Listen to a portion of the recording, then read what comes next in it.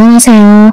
미세먼지가 기승을 부리는 지금 칼칼한 목을 달래려 따뜻한 차 한 잔을 마시며 이곳을 찾아와 사연을 끼적여보고 있습니다. 저는 지금 30대 중반으로 접어들고 있는 여성입니다. 답답한 마음에 이곳저곳을 기웃거리다가 이런 좋은 대나무 숲을 발견하게 되어 무척이나 설레고 있습니다. 이혼 사유 중에 경제적인 이유가 제일 크다고 하던데 저 또한 돈 때문에 이혼했습니다. 제 이야기가 어떻게 펼쳐질지 무척이나 궁금하시죠? 지금부터 제가 겪었던 그 기가 막힌 이야기를 시작해보도록 하겠습니다. 저는 대학 동기의 소재로 다른 과에 진학 중이던 남자를 만나게 되었고 소개팅이라는 명목으로 연애를 하기 위해 만났던 자리는 아니었기에 친구로서 잘 지내고 있었습니다. 남녀 사이에 친구가 없다고는 하지만 그래도 이 친구와는 취미도 잘 맞고 대화가 잘 통했었기 때문에 호감 정도의 감정을 가지고 친구로 지내고 있었던 건 사실이에요. 대학을 졸업하던 시기에 운이 좋게 제가 먼저 취업을 하게 되었고 군대를 다녀오느라 복학이 늦어졌던 친구는 저보다 더 늦게 취업이 되었습니다. 더군다나 저는 정말 하늘이 도운 건지 뭔지 전공을 살려서 대기업에 취업을 당당하게 할 수 있었는데 친구는 학점 관리도 제대로 못하고 자격증도 따지 못하는 상황이었습니다. 막상 취업을 할 시기가 되니 발등에 불이 떨어진 상태로 이리저리 아무 곳이나 면접을 보게 되었고 결국에는 중소기업으로 취직을 하게 되었습니다. 제가 대기업에 취업을 한 이후 친구의 취업 준비를 돕고 같이 시간을 많이 보내다 보니까 저는 자연스럽게 호감이 연애의 감정으로 변하게 되었습니다. 하지만 선뜻 제가 만나자고 이야기를 할 수 없었던 게 친구는 취업이 가장 중요한 시기였고 대기업에 입사를 한 저에게 살짝 자격지심이 있었기 때문이에요. 제가 마음을 은근히 비치며 고백을 하자 본인이 대기업에 취직을 하지도 못했고 저랑은 수준에서 차이가 나는 것 같다면서 저와 연애는 못하겠다고 하더라고요. 그때 포기를 했었다면 제 인생은 달라졌을까요? 저는 오기가 생겨서 가지지 못한 그 친구를 가지고 싶다는 생각에 1년을 더 쫓아다니고 결국 연애에 성공을 하게 되었습니다. 연애를 시작하니까 좋더라고요. 저에게 보여주었던 자격지심도 많이 사라졌고 저는 남자친구를 위해 기꺼이 을이 되는 연애를 했습니다. 2년을 연애하고 제가 먼저 프로포즈까지 해가면서 결혼을 성공했습니다. 그만큼 제가 좋아했기 때문에 가능한 일이었다고 생각합니다. 결혼을 약속한 이후 당연한 수순으로 양가가 한자리에 모여서 덕담도 하고 가게의 상황을 나누는 상견례를 진행하게 되었는데 시모가 저에게 딱 그러더라고요. 예, 아가. 남자보다 돈 더 많이 번다고 콧대가 높으면 안 된단다. 넌 항시한 사람으로서 남편을 떠받들고 살아야 된다. 알겠니? 너가 좋은 회사에 다닌답시고 우리 아들 무시해서는 안 된다 이 말이야.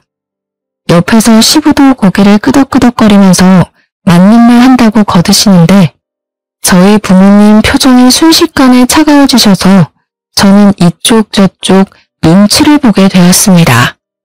재아가, 우린 너희에게 거는 기대가 많단다. 아무리 요새 세상이 평등하다지만 아직도 시댁이랑 친정을 같은 선상에서 둘 수는 없단다. 알겠니? 항상 시댁 어른들을 깍듯이 모실 줄 알아야 해. 아직 결혼을 결정한 것도 아닌데 말씀이 지나치십니다. 남녀 평등한 사회 아닙니까? 누가 높고 낮음이 없는 사회라 이 말입니다. 그러니 양가에서 관심을 끊어주셔야지요. 시댁이 높고 친정이 낮다는 그런 말은 다 옛날 말입니다. 요즘 트렌드를 모르시네. 그러자 시부의 표정이 뚱하게 바뀌더니 아들이 둘도 아니고 하나밖에 없는데 그럼 며느리도 하나이지 않겠냐고 며느리한테 효도받고 싶다고 대놓고 말하셨습니다.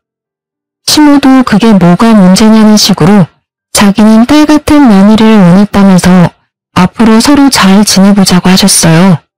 그 말이 꼭 저에게 효도를 강요하는 것처럼 들리더라고요. 약간 분위기가 어색해지고 서로 불편한 공기가 흐르기 시작하자 남편이 거기서 수습을 한답시고 서로 효도하면 되는 거라고 한마디 덧붙이더라고요. 저희 부모님께서는 이런 집에 저를 시집 보내는 게 아무리 생각해도 마음에 걸린다면서 상견례 자리가 끝나자마자 저를 말리셨습니다. 하지만 저는 이미 남편에게 푹 빠져버린 상황이었고 너무너무 좋은데 뭘 어떻게 하겠습니까? 부모님 가슴에 대못을 박아버렸습니다. 무조건 결혼을 하겠다고 박박 우겼고 결국 저를 설득하기를 포기한 부모님께서는 당해봐야 정신을 차린다면서 제 뜻대로 진행을 해주셨습니다. 그렇게 삐걱거림으로 시작했던 결혼 생활은 생각보다 훨씬 더 행복했었습니다. 시작이 별로 좋지 않았었기 때문에 걱정을 하고 양가의 눈치를 보면서 시작한 신혼생활이었지만 남편과 계속 함께 지낼 수 있다는 게 행복하게 느껴지더라고요. 하지만 문제는 곳곳에서 터지기 시작했습니다. 제가 대기업에 다니고 있었기에 은행 대출이 훨씬 더 잘 나오는 상황이어서 제 이름으로 대출을 받았었습니다. 대출이 제 명의였기에 자연스럽게 신혼집 또한 남편과 상의 후 제 명의로 얻었는데 시댁에서는 그걸 걸고 넘어지시면서 난리를 치셨습니다. 세아가 지금 네 단독 명의로 집을 샀다는 말이냐? 부부가 합심해서 평생 살 집인데 왜 공동 명의를 하지 않고? 아버님, 그거야 당연히 제 명의로 된 대출이 실행되어서 그렇죠. 계약자 이름이 제 이름이고 또 돈도 제가 구한 게 맞고요. 남편은 괜찮다고 그랬는데 넌 눈치가 이렇게 없어서야. 대출이 잘 나오는 사람이 받는 건 맞지만 집 명의에는 남편 이름도 같이 넣었어야지. 그래야 우리 아들이 단단하게 길을 펴고 살지. 치사하게 꼴랑 단독 명의로 샀다는 게 우리로선 어이가 없구나. 그렇게 시부모님은 명의 문제로 제게 호통을 치셨습니다. 저는 그때부터 살짝 의문이 들기 시작했죠. 그럼 뭐 빚은 제가 다 떠안고 재산은 남편에게 다 주라는 것인지. 저는 선의의 거짓말을 했습니다.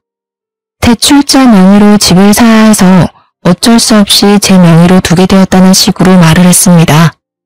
시댁에서는 다행히 부동산 관련해서 무지하신 건지 제 말에 깜빡 속아 넘어가 주셔서 다행히 잘 넘어갈 수 있었습니다. 그러다 결혼을 하고 처음으로 맞이하게 된 제 생일날이었습니다. 특별하게 보내고 싶다는 생각이 들어서 마음벌의 준비를 했죠. 호캉스 패키지가 꽤 잘 나오는 시기여서 저는 남편과 호캉스를 갈까 싶어 제가 다니는 대기업 계열사 호텔에 할인까지 받아서 예약을 했답니다. 물론 호캉스 패키지만 예약하긴 아쉬워서 야경이 끝내준다는 호텔 레스토랑까지 예약을 전부 끝낸 상태였습니다. 남편과 룸을 체크인할 때까지는 아무 문제가 없었는데 문제는 밥을 먹을 때였어요. 레스토랑에 들어서자 직원이 묻더라고요. 예약자분, 혹시 5인 예약하셨는데 1인분은 아직 안 오신 걸까요?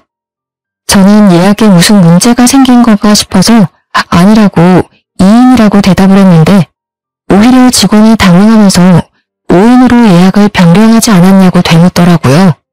저는 놀래서 남편을 바라봤는데 다급하게 남편이 저 멀리 손짓을 하더라고요. 저기 오네요. 지금 막 도착했거든요. 네, 맞아요. 다들 예상하셨다시피 시부모와 신우까지 신나게 걸어오고 있더라고요. 우리가 좀 늦었나? 하면서 다가오는데 제가 너무 놀라고 황당해서 이게 뭔가 싶어서 멍하니 바라만 보고 있었습니다. 그러자 시모가 제 팔을 툭 치면서 그러시더라고요. 예, 너는 생일이면 당연히 시댁 식구들을 먼저 챙겨야지. 둘이서만 보내려고 쏙 준비하는 게 말이 되니? 다른 사람 생일도 아니고 제 생일인데 남편이랑 둘이서 분위기 잡고 휴식을 취하려고 한 게 잘못된 일인가요? 거기다가 그걸 방해하러 온 시댁 식구들까지 이해가 가질 않았습니다. 제가 너무 어이가 없어서 남편을 빤히 쳐다보고 있었는데요. 남편이 웃는 얼굴로 저한테 이렇게 말하더군요. 당신 생일인데 특별하게 다 같이 모이면 더 좋잖아. 함께 보내는 생일이 더 기억에 남는 법이지. 우리 부모님도 동생도 호텔 구경시켜줄 겸 당신 생일도 축하해주고 완전 일석이조잖아. 이런 멍청한 남편의 말 한마디에 숨이 턱턱 막히기 시작했습니다.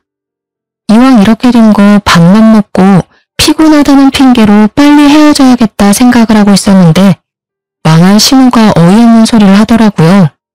언니, 이 호텔 수영장이 그렇게 유명하다면서? 무슨 인피니트 풀이 어쩌고 하던데. 그래서 나 수영복 챙겨왔잖아. 내일 아침에 수영하고 조식 먹고 체크아웃하면 딱이겠다. 그치? 아싸, 너무 재밌겠다. 여기 비싸서 평소에 와보고 싶었는데. 채연이 땡큐. 그제야 신우를 보니까 짐을 산더미처럼 들고 왔더라고요.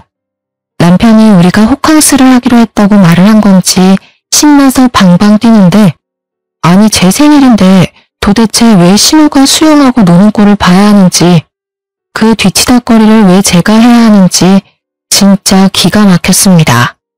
다른 말도 아니고 제가 결혼하고 처음으로 맞이하는 생일날이었는데요. 게다가 그 비싼 호텔 레스토랑 식사값을 시부모가 계산해준 것도 아니었습니다. 뻔뻔하게 저한테 잘 먹었다, 생일턱 아주 제대로 쏘는구나 하면서 하하호호 하더라고요. 남편은 저한테 계산하고 오라고 등 떠미는데 생일 내내 두통이 가시질 않았어요. 저한테 생일 선물을 준 것도 아니고 제가 왜 시부모의 밥값까지 계산을 해야 되는지 아무리 생각해도 납득하기 힘들었습니다. 이런 게 빨대 꼽힌 건가 싶더라니까요. 심지어 시부모님이 호텔 구경하고 싶다면서 제가 예약한 룸까지 따라 올라오는 게 아니겠습니까? 점점 가관이구나 싶어서 어디까지 하는지 지켜보고 있었습니다. 당연히 남편과 둘이 보낼 생각이었기 때문에 더블 침대가 하나 있는 방을 잡았는데 방 구경을 하던 시모가 그러더군요. 이 애는 방을 잡아도 이렇게 작은 방을 잡았어? 우리는 잘 곳도 없겠네. 그냥 가야겠다. 다음에는 큰 방으로 얻어서 다 같이 지내자. 알겠니? 제가 기가 막혀서 대답도 않고 있는데 호텔 룸에 들어가면 미니바가 있잖아요. 이쁘게 전시된 와인과 유리잔들 말이에요. 공짜가 아니라서 뜯기만 해도 전부 추가 계산해야 되는 것들인데 하필 시부가 거기서 연장을 지르는 겁니다. 이야, 이거 비싼 술인데 잘 됐다. 이번 기회에 먹어보자. 내가 술에 대해 관심이 없는 사람인데도 저건 안단 말이지. 며느리가 효도 제대로 시켜주네. 다들 이거 한 잔씩만 맛봐봐. 이게 얼마나 맛있냐면 거기서부터 시작이었습니다. 시부가 잡아든 술은 위스키였어요. 꽤 독한 술인데도 냅다 열어서는 와인잔에 콸콸 따라서 한 입 털어넣더라고요. 두 눈을 의심했습니다. 그게 얼마나 비싼지 예상이 안 돼서 손이 달달 떨려왔어요. 아버님, 그거 다 돈 내고 마셔야 하는 건데 그렇게 뜯어버리시면 어떡해요? 참다 제가 한마디를 했더니 시부가 두 번째 잔을 따르면서 껄껄 웃는 겁니다. 대기업 다니는 우리 며느리 생일인데 당연히 이 정도는 며느리가 쏘는 거 아니냐? 효도가 별거야. 이런 걸로 하는 거지. 아무튼 우리 며느리 한 잔만 하고 갈 테니까 쉬어. 그러더니 그 자리에서 한 병을 모조리 다 마시는 게 아니겠습니까? 그 술을 다 마실 때까지 시무는 자기 침대처럼 저희 부부가 사용할 침대에 씻지도 않고 누워서 휴대폰 게임을 하고 있었고요. 시무는 TV 채널 돌리면서 이게 재밌네 저게 재밌네 내내 남편 붙잡고 이야기를 하고 계셨습니다. 저는 난장판이 되어버린 호텔룸을 보면서 좌절과 절망을 고스란히 느끼고 있었고요. 술을 끝까지 드신 시부는 취한 것 같다고 운전을 못하겠다고 하시더라고요. 생각해보니 시부가 차를 끌고 왔는데 냅다 술부터 드시고 본 거죠. 저는 대리를 부르려고 했는데 시부가 자기 차를 남에게는 못 맡긴다면서 남편에게 데려다 달라고 하는 게 아니겠습니까? 그런데 진짜 우리 남편도 경우가 없긴 매한가지였네요. 시부한테 차키 달라고 하면서 대리비도 아까운데 자기가 데려다 주겠다고 시부모를 챙겨서 나가는 게 아니겠습니까? 그리고 신우는 도대체 왜 버티고 있는 건지. 결국에는 저랑 신우랑 둘이 덜렁 호텔에 남겨졌고 신우가 씻고 오겠다고 하길래 그냥 자포자기한 심정으로 휴대폰을 만지고 있었는데 신호가 화장실에서 나오질 않더라고요. 뭘 하고 있길래 이렇게 오래 걸리냐고 했더니 글쎄 호텔 측에서 저희 부부에게 패키지 선물로 준 입욕제가 있었는데 그걸 욕조에 풀어서 반신욕을 하고 있더라고요. 그 입욕제가 아까웠다기보다는 저 쓰라고 준 건데 당당하게 자기가 반신욕을 하고 있으니 화가 머리 끝까지 차올랐습니다. 그리고 불난집에 기름을 콸콸 쏟아부은 것은 다름 아닌 남편이었습니다. 막상 시댁에 도착하고 나니까 너무나도 피곤하다면서 시댁에서 자고 다음날 아침에 호텔로 가겠다고 연락이 오더라고요. 저는 남편과 분위기를 잡고 밤새 미래에 대한 이야기를 나누며 생일을 축하받고 싶었거든요. 정말 최악의 하루를 맞이해야 했습니다. 졸지에 저는 생일을 신우와 함께 호캉스를 즐겼고요. 미리 말했던 대로 아침 7시부터 일어나서 유난을 떨던 신우는 정말 수영을 하고 온다며 나갔습니다. 아침부터 화장한다, 옷 고른다 하면서 룸을 뒤집어 엎고 다녀준 덕분에 저는 잠도 못 자고 혼자 룸에 남아서 신우를 기다려야 했습니다. 정신나간 신우는 수영장에서 실컷 놀다 온 꼬락서니로 남편 대신 본인이 조식을 먹겠다면서 저한테 조식 먹으러 가자고 하더라고요. 남편 몫에 조식까지 해치우고 체크아웃을 하고 나서 저는 빨리 도망을 치려고 했는데 신우가 저를 붙잡는 게 아니겠습니까? 언니, 내가 깜빡하고 지갑을 안 들고 온 거 있지? 택시 타고 우리 집으로 가자. 어차피 오빠도 우리 집에 있으니까. 자포자기한 심정으로 신우랑 택시를 타고 시댁에 도착해서 남편에게 전화를 했습니다. 시댁에 발을 들이고 싶지 않아서 나오라고 했더니 저한테 잠깐 집에 들어오라고 시부모님한테 인사는 하고 가야 하지 않겠냐고 하더라고요. 그래도 여기까지 온 거 인사만 드리고 가야겠다 싶어서 시댁에 발을 들였더니 신우가 저한테 점심은 먹어야 하지 않겠냐고 물어보았습니다. 저는 집에 가서 남편이랑 밥을 먹을 생각이었지만 시댁에서 먹고 가는 게 편하겠다는 생각이 들어서 네, 먹어야죠. 그랬더니 신우가 저한테 그럼 밥을 차리라는 겁니다. 며느리가 해준 밥상 얻어먹어보는 게 소원이었는데 이렇게 이루어지네. 내가 너 생일이라서 미역은 불려놨다. 밥 차려 얼른. 저는 얼떨결에 부엌으로 끌려가서 밥을 차리게 되었습니다. 제가 진짜 기가 막혀서 웃음이 나오더라고요. 혼자 피식피식 웃으면서 밥을 차리고 있는데 신우가 쓱 다가오더니 저한테 센스가 없다면서 며느리가 이리 센스가 없어서 되겠냐고 구시렁거리는 겁니다. 왜 그런가 했더니 전날 위스키 한 병을 콸콸 쏟아부어서 숙취가 있는데 콩나물국이 아니라 미역국을 끓여놨다고 타박을 하시는 거였습니다. 너무 열이 받아서 제가 국 끓이던 국자를 냅다 싱크대에 집어던졌습니다. 꽤 세게 부딪혔는지 옆에 놓여져 있던 그릇이 깨졌더라고요. 쨍그랑 하는 소리가 울리자 신우랑 남편이랑 전부 부엌으로 달려왔습니다. 해도 너무하신 거 아니에요? 생일날 밥 차리라고 하는 것도 화가 나는데 콩나물국을 안 끓이고 미역국을 끓이냐고요? 어제 저희 부부되고 처음으로 맞이하는 생일이라서 분위기 좀 내보고 싶었는데 그것까지 다 망치시고 제가 여기에 밥하러 온 사람인가요? 생각해도 해도 너무하시네요. 제가 확 소리를 지르자 남편이 서둘러서 저한테 집에 가자고 끌고 나오더라고요. 저는 울컥하는 마음에 집에 오는 내내 남편에게는 말 한마디도 걸지 않았습니다. 에이 여보, 표정이 왜 그래? 삐졌어? 또 대답을 안 해주네. 원래 이러면서 시댁이랑 친해지는 거야. 여보가 시댁에 점수도 따고 이쁜 짓을 해야지 우리 부모님도 아들 장가보는 거 후회 안 하실 거 아니야. 그 말을 듣는데 운전 중인 남편 뺨 한 대 올려붙이고 싶었습니다. 진짜 속에서 천불이 나더라고요. 눈에서 눈물이 맺히고 말았습니다. 무슨 이야기를 해도 남편이 알아들을 것 같지가 않았습니다. 남편의 머리에는 본인 부모님만 세상에서 제일 착하신 분이라고 각인이 되어 있는 거예요. 뭐? 그럼 내가 점수를 따야 되니까 지금 이 상황에서 화를 내면 안 된다 이 말이니? 대체 왜 며느리가 시댁에 점수를 따야 되니? 그 생각 자체가 잘못된 거야. 거짓말까지 하고 대리효도 바라는 거니? 내가 사람을 한참 잘못 봤네. 당신 지금 엄청 실수한 거야, 알아? 에이, 대리 효도라니.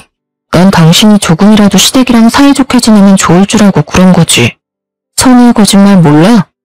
난 나이 드신 우리 부모님이 고생 같은 거 안 하고 편하게 사셨으면 좋겠어. 그러니까 당신도 좀 이해해주라. 진짜 정 떨어지게 왜 그래? 솔직히 당신을 낳은 부모님이니까 당신이 효도하는 건 맞지만 나는 당신 부모님과 피 하나 섞이지 않은 남이야. 근데 왜 점수를 따야 되고 왜 대리 효도를 바라니? 넌 처가에 효도할 생각은 하나도 없지? 계속 이딴 식이면 나 진짜 가만 안 있어. 남? 어떻게 우리가 남이야? 말 진짜 서운하게 한다. 호텔 비용이 많이 나와서 화났구나. 에이, 내가 다음 달에 갚을게. 나라면 억만금을 들여서라도 가족 간에 돈 쓰는 거 안 아끼고 어떻게든 사다 주려고 하겠다. 나는 내 동생, 내 부모뿐만 아니라 당신 집안에도 전 재산 다 털어줄 수 있어. 털어줄 재산이라도 있으면 제가 말을 안 하죠. 아주 물 흐르는데 선수더라고요. 왜 장가가기 전에 열심히 효도하면 될 일을 굳이 결혼해서 와이프 생일날까지 효도를 하는지 절대 이해할 수 없었던 저는 복수의 기회만 엿보고 있었습니다. 역지사지의 쓴맛을 제대로 느껴보라고 말이에요.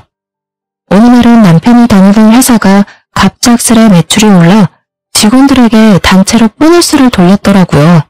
그렇게 큰 금액은 아니지만 150만 원 정도가 남편 월급에 더 포함되어 있었습니다. 남편은 쾌재를 부르며 며칠 전부터 노래를 부르던 게임기와 대형 사이즈 TV를 사겠다며 노래를 부르고 있었는데요. 그런데 조금 더 싸게 사겠다며 해외 직구를 알아보더라고요. 저는 게임에도 관심이 없고 화질 좋은 TV에 대해서도 관심이 없어서 얼마나 비싼지 몰랐거든요. 얼마나 비싸면 남편이 해외 직구까지 알아보나 했는데 글쎄 총 200만 원이 넘어가는 금액이었습니다. 사실 좀 과하다고 생각했어요. 그래도 남편이 상여금 받은 걸로 해결하겠지 싶었는데 어느 날 이러더라고요. 내가 옛날 자취할 때부터 꼭 이루고 싶은 로망이 있었거든. 바로 게임방을 만드는 거지. 우리 창고방으로 쓰고 있는 작은 방 말이야. 깨끗하게 정리해서 취미방으로 만들자. 어때? 상상만 해도 재밌겠지? 절대 나 혼자 즐기려고 사려는 건 아니고 여보랑 같이 즐기고 싶어서 그런 건데 혹시 한 50만 원 정도만 여보가 보태줄 수 있어? 50만 원? 뭐야? 그렇게 비싼 거였어? 그냥 좀 저렴한 게임기 사면 안 될까? 아니야. 좀 더 비쌀수록 화질도 좋고 얼마나 생동감 넘치게 즐길 수 있는지 여보는 모르지? 내가 상여금 150만 원 보태잖아. 설마 돈도 잘 벌면서 아끼려는 건 아니지? 우리 같이 즐기는 취미 하나 만드는 비용이라 생각하고 50만 원만 보내주라. 아, 알겠어. 그럼 일단 생활비 통장에 넣어놓고 내가 카드값 정산 다 끝나면 남는 금액으로 사자. 알겠지? 아싸, 진짜지? 무르기 없다. 아, 나 정말 사고 싶었는데 역시 우리 와이프가 짱이야. 그렇게 며칠이 지났습니다. 제 월급에서 떼어낸 50만 원이 합쳐지고 생활비 통장에 총 200만 원이 모이자 남편은 3일 동안 각종 구매처를 꼼꼼하게 비교해보고 있더라고요. 그런데 때마침 시모가 제게 연락이 왔는데요. 얘야, 다른 건 아니고 말이야. 나이가 드니까 하나씩 골병이 드는데 다른 건 몰라도 청소하기가 너무 힘들구나. 요즘 로봇 청소기가 그렇게 잘 나온다고 하던데 하나 있으면 좋을 것 같구나. 너 돈도 잘 버니까 하나만 구매해서 보내다오. 나이 들고 골병 나서 병원비 몇백 드는 것보다 낫지 않겠니? 좋은 게 좋은 거다 생각하고 좀 사줬으면 하는구나. 어머님, 그런데 로봇 청소기 사용하실 줄은 아세요? 휴대폰으로 조작하셔야 되는데 아마 힘드실 텐데. 어머, 얘 좀 봐. 그게 뭐 어렵다고.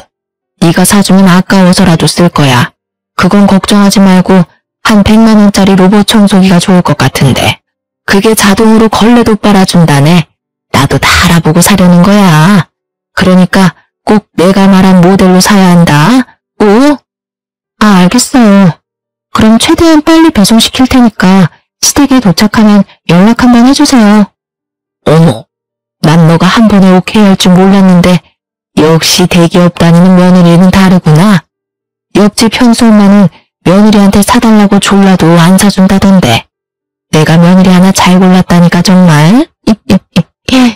시모의 부탁에 저는 서심없이 사주겠다고 약속했어요. 당연 남편이 받은 상여금을 쓰려는 생각으로 약속한 거죠. 때마침 역지사지를 제대로 보여줄 기회라고 생각했거든요.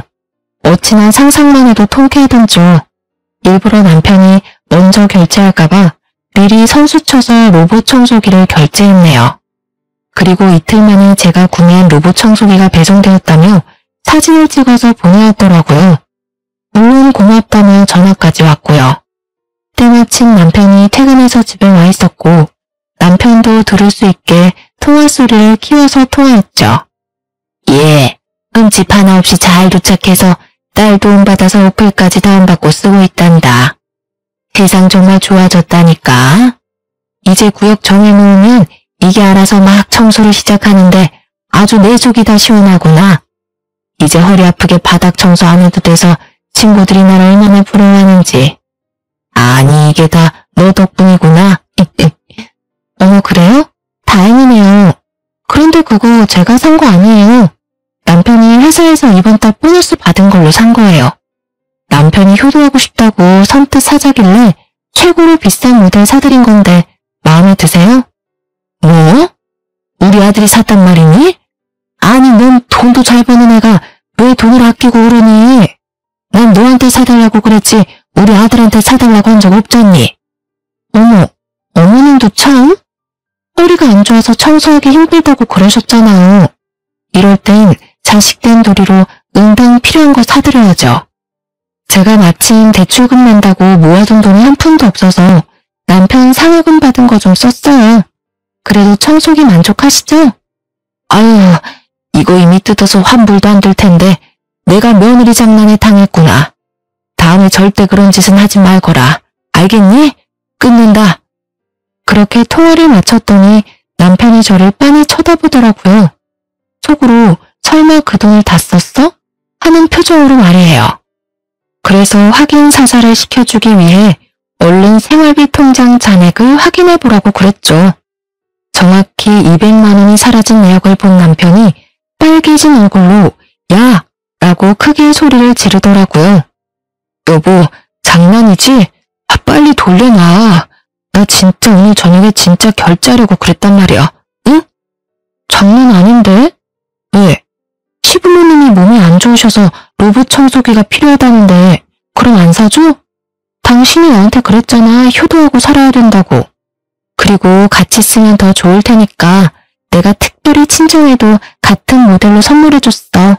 나 착하지? 뭐? 그럼 100만 원짜리를 진짜 2개씩이나 샀단 말이야? 당신 진짜 왜 그러냐? 나 정말 2년 전부터 이거 사고 싶었는데 알고도 이런 짓을 꾸며? 이런 짓이라니 말이 너무 심하다. 내 생일날 당신이 나 몰래 가족들 주렁주렁 달고 와서도 내가 화 한 번 안 냈잖아. 다 시부모님한테 점수 따는 거라고 오히려 좋은 거라고 그랬잖아. 그리고 친정 부모님도 쓰고 다 같이 쓰면 더 좋잖아. 아니야? 우리 부모님도 사위가 사주는 거라고 하니까 얼마나 얼굴이 환해지던지. 당신이 봐야 된다니까. 특별히 내 돈도 50만 원 보탠 거니까 너무 억울해하지 않아도 돼. 당신 참 속 깊은 사위라고 친정에도 점수 따게 해줬으니까. 나한테 오히려 좋아야 되는 거 아니야? 아니, 그건 그 뜻이 아니라고. 시댁에만 잘하면 되지. 꼭 처갓집까지 똑같이 사주냐? 너 저번에 호텔에 가족들 데려간 걸로 나한테 안 갚음하려고 그런 거지? 와, 내가 속았네 속았어. 완전 사기 결혼 당한 기분이야. 뭐? 지금 사기 결혼이라고 그랬니? 그럼 나는 어떻겠어?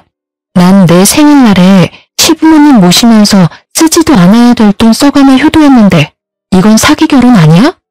역지사지 당해보니까 얼마나 잘못했는지 이제 좀 알겠냐? 난 너가 엄청난 효자라서 이런 건 웃으면서 가볍게 넘어갈 줄 알았는데 게임기 하나에 억울해선 사기 결혼이니 뭐니 운운하는 거 보니까 꽤 어이가 없네. 끝까지 효자 컨셉으로 갈 거면 겨우 이딴 일로 억울해하지를 마. 제 말에 대답을 하지 못한 남편은 울분을 토하며 집을 뛰쳐나갔습니다. 자기가 생각해도 화를 내면 안 되는 상황이란 걸 깨달은 거죠. 분명 본인이 효도하는 게 최고라고 오히려 시댁에 점수 따서 좋지? 라고 말했던 과거의 말들을 주워 담을 수는 없으니까 말이에요.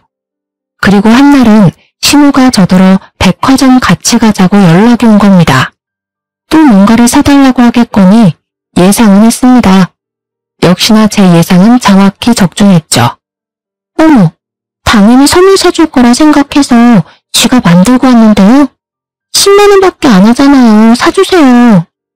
네, 이렇더라고요. 그래서 모든 걸 내려놓고 신우가 사달라는 거 전부 사줬습니다. 남편의 신용카드로 말이에요. 마침 할인 들어가는 주유카드가 필요해 남편 신용카드를 한 장 들고 있었거든요. 장장 3시간 동안 5층부터 10층까지 싹 도는 동안 결제한 금액은 정확히 180만 원이었어요. 싱글벙글 웃으면서 새언니 최고 그러더라고요. 카드 결제 문자가 연속해서 전송이 되었는지 남편이 바로 전화를 하더라고요. 너 무슨 백화점에서 카드를 이리 긁었어? 장난해? 나보다 돈도 많이 벌면서 내 카드는 왜 쓰는데? 네 동생 선물 산 건데 언제든 가족 간에 돈 쓰는 걸 아끼면 안 된다며. 한두 다 써가면 다른 신용카드 주면 되겠네. 너희 소중한 여동생이 사달라는데 사주기 싫어? 그러니까 씩씩거리면서 왜 다 일시불로 샀냐고 할부로 사지 그랬냐고 말을 바꾸더라고요. 사실 남편 월급이 저보다 100만 원 넘게 작아서 지금 남편은 카드값 때문에 손이 벌벌 떨릴 거예요. 그래도 별 수 있겠어요? 본인이 내뱉은 말이니 끝까지 책임을 져야죠. 그 이후로도 시댁 식구들의 무리한 요구가 있을 때마다 전부 남편 명의의 카드로 해결했어요. 따져봤자 남편이 할 말이 있겠어요? 가족을 위해서라면 전 재산도 줄 수 있다고 그랬잖아요. 그리고 웃긴 건 시댁 사람들이 꼭 남편한테 연락 안 하고 저한테 필요한 걸 내놓으라고 전화하더라고요. 매번 말끝마다 대기업 며느리 하면서 돈 많은 사람이 베풀어야 되는 건 당연한 거라면서 호의를 당연한 권리처럼 생각했습니다. 점점 이혼을 마음속에 품고 살기 시작했어요. 결혼 1년 만에 각방은 물론이고 서로 저녁도 따로 해결하는 지경에 이르렀습니다. 서로의 가족에게 잘하면 뭐합니까? 부부 사이가 최악으로 치닫고 있는데 실망이 너무나도 커서 일주일 동안 한마디도 안 한 적도 있었어요. 그렇게 냉전 상황을 한 달 정도 유지했을 때 지방에 계신 친정엄마한테서 전화가 왔는데요. 딸, 이서방이 급하게 돈 필요하다고 전화했다며? 얼마나 필요하니? 꼭 2천만 원까지 필요한 거야? 혹시 이서방이 옷 사고라도 쳤니? 응? 그게 무슨 말이야? 돈이 필요하다니?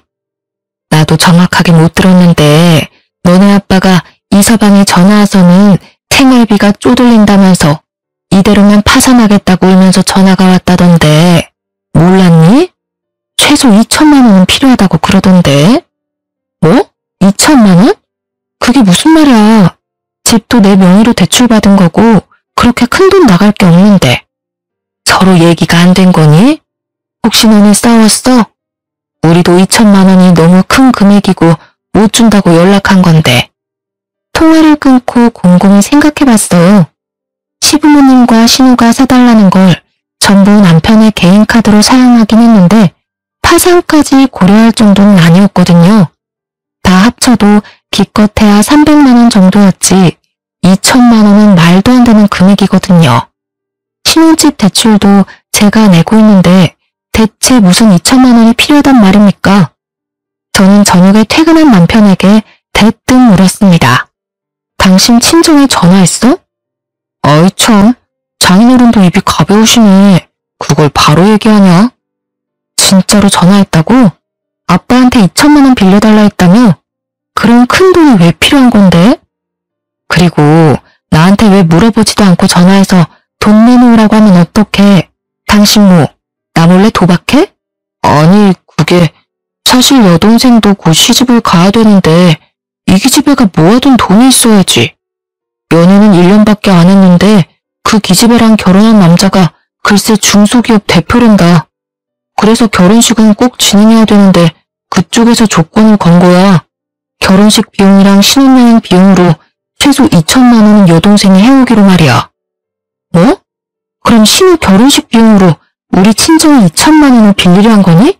그것도 나한테 한마디 말도 없이? 에이, 너한테 말하면 너가 또 싫다고 바락바락 대들면서 거절했겠지.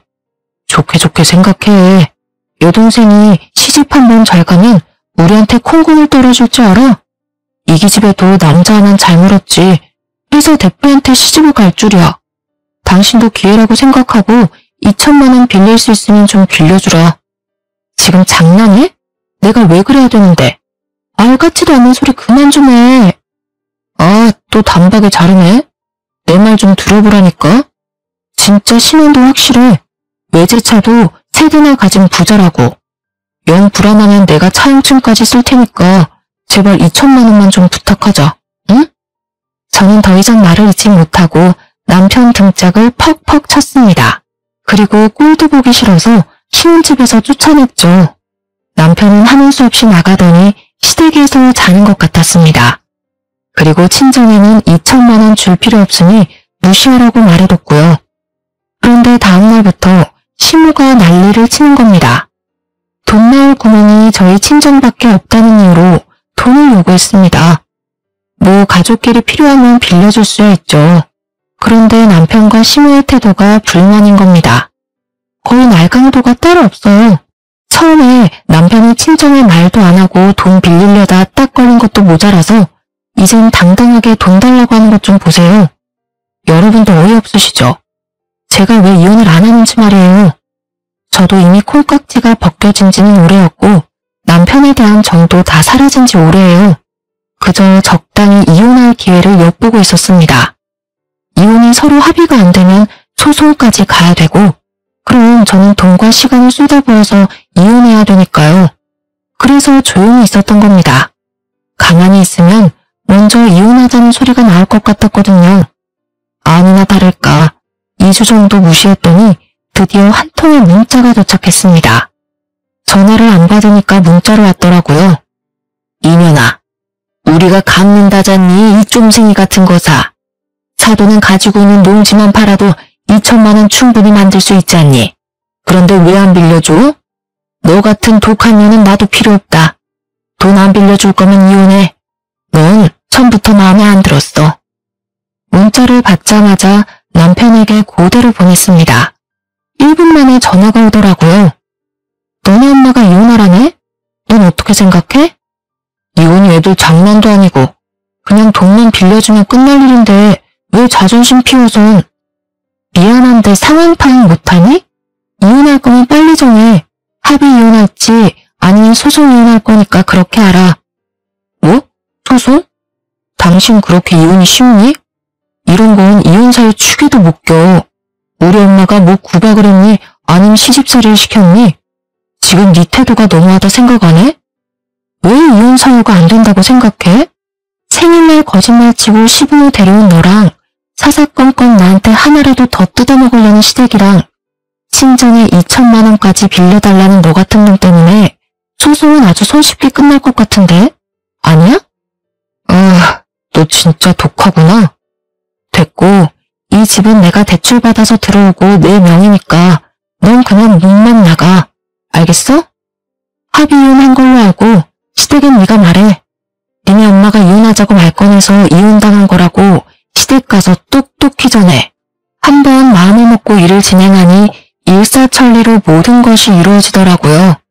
남편 물건과 옷가지들 전부 다 시댁에 보내버렸고 그 이후로 시모와 시부가 번갈아 전화가 왔는데 딱히 말씀드릴 필요는 없겠네요. 저에게 독한 년, 혼자 살아서 얼마나 잘 되는지 보자 라는 내용이 다였거든요. 어떻게 보면 다행이죠. 아직 애도 없고. 회사도 달라서 이혼 후에도 전 남편과 불편하게 계속 마주칠 일도 없고요. 또 회사를 그만두지 않아서 다니던 대기업에서 일을 악물고 일했답니다. 제가 사주를 또 믿는 편인데 33살 이후로 막힌 운세가 좀 핀다고 그러더라고요. 우연인지 모르겠지만 32살에 이혼을 했고 잘못된 인연으로 막혀있던 제 운이 탁 하고 튀었나 봐요. 회사에서 프로젝트도 성공적으로 이끌어서 같은 연차인 동료들 중 승진을 가장 빨리 했네요. 이혼이 원동력이 돼서 매일 일에 미쳐 살았더니 월급이 더 빨리 오르더라고요. 요새는 돈 모으는 재미 하나로 살고 있네요. 그렇다고 너무 일만 하지는 않고요. 주말마다 근교의 카페를 놀러 가거나 최근엔 취미로 클라이밍을 배우고 있어요.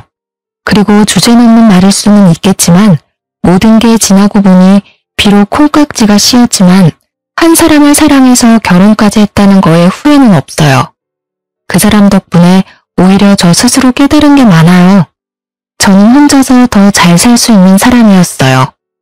누군가에게 의존하려는 사람이 아니었던 거죠. 이혼하면 더 불행해지는 거 아닐까 겁내는 사람들도 많던데 저는 독립적인 성격이라 결혼하면 더 불행해지지 않았을까 생각해요. 아, 그리고 전 남편 여동생 있잖아요. 중소기업 대표랑 결혼한다고 난리치더니만 그 남자 순 사기꾼이었대요. 왜 말로만 듣던 제비였던 거죠. 외제차도 대출받아서 산 거고 회사도 속이고 집도 없는 카포였대요. 어떻게 알게 되었냐면 전 남편이 이혼을 물으자며 제 눈앞에 무릎까지 꿇고 빌더라고요. 그날은 제가 승진턱을 쏘기로 했던 날인데요. 그래서 동료와 선임 몇 분을 데리고 고깃집을 갔어요. 그런데 전 남편이 딱 마주친 거죠. 1년도 안 돼서 고기 굽는 알바생이 되어 있더라고요. 너무 뜬금없죠? 그런데 진짜 땀 삐질삐질 흘리면서 손님상에 고기를 직접 구워주고 있는데 하필이면 제가 동료들과 그 가게를 들어간 거예요. 저는 사실 이혼하고 주변 동료들에게 왜 이혼했는지 세세히 말해주진 않았거든요. 그런데 전 남편 덕분에 동료들도 다 알게 되었네요. 여보, 나 진짜 당신한테 잘못해서 벌 받나 봐. 어? 우리 결혼식 올릴 땐 좋았잖아. 그 행복했던 기억으로 돌아가면 안 될까? 미쳤어? 사람 쪽팔리게 왜 이래? 너 효자잖아. 우리가 왜 이혼했는지 기억 안 나? 나한테 이거 사달라 저거 사달라 하는 시부모 막아주지도 못하고 우리 친정에는 농지 팔아서 2천만 원 구해달라고 난리치고 그게 인간이니? 그땐 내가 당신이랑 이혼까지 할 줄은 몰랐지. 지금도 후회돼. 그 2천만 원, 그 자식은 순 사기꾼 자식이었어. 내가 그 자식한테 속은 게 화가 나서 직접 찾아가서 주먹 다짐까지 했다니까. 근데도 바보 같은 동생은 2천만 원 꿀꺽한 사기꾼 자식이 뭐가 좋다고 우리 사랑 가로막지 말라면서 가출까지 했어. 내가 어이가 없어서 말이 안 나오더라니까. 그게 나랑 무슨 상관인데? 내가 이런 말을 왜 듣고 있어야 하지? 우린 이혼했잖아. 뭐? 그러니까 독한 년은 이악 물고 이혼해서 잘 먹고 잘 살고 승진도 했는데 네 꼬라지는 그런 것 같지는 않네. 빈대 같은 니네 부모님 감당하려니까 똥구멍이 아주 찢어지겠지? 어쩌냐? 넌 평생 망해가는 너네 집안의 튼튼한 기둥으로서 더 열심히 돈 벌길 바래. 사람들 앞에서 창피하지도 않은지 무릎까지 꿇더라니까요. 전 남편을 뒤로하고 사장님한테 다가가 직원 교육 다시 시키라고 말하고 나왔네요. 그리고 동료들 데리고 다른 가게 가서 먹었어요. 여러분들도 이런 결말을 혹시 예상하셨나요? 앞으로 제가 혼자의 몸으로 헤쳐나갈 일이 많겠지만 다시는 연애나 결혼을 선택하진 않을 듯 싶어요. 다른 사람을 위해서가 아닌 저 스스로를 위해 오늘도 열심히 살아가고자 합니다. 지금까지 긴 사연 들어주셔서 감사합니다.